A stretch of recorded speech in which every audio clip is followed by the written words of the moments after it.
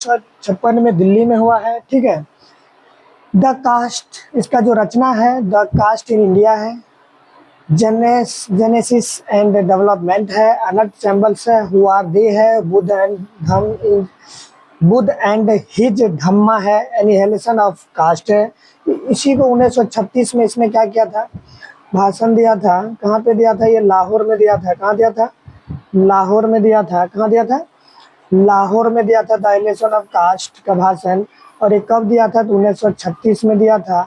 इसी का जो हिंदी रूपांतरण है उसी को हम लोग क्या करते हैं, पढ़ते हैं क्लास 10 पे पहला चैप्टर के रूप में। ठीक है, तो इसको हिंदी अनुवाद किसने किया था? ललित सिंह यादव ने किया था।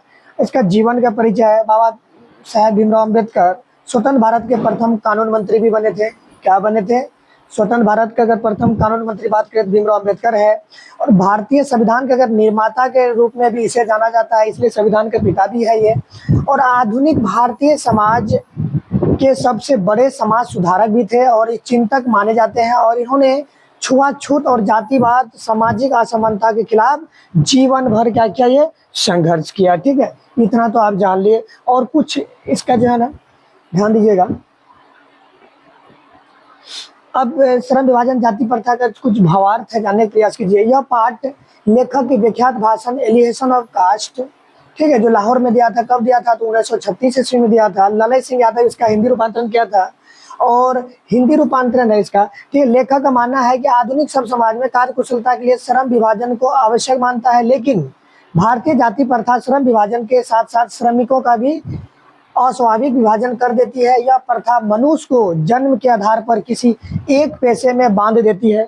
मतलब जो उसका दादा काम किया वही काम उसको करना है, दूसरा काम नहीं कर सकता है। ठीक है, मनुष्य को क्या करता है?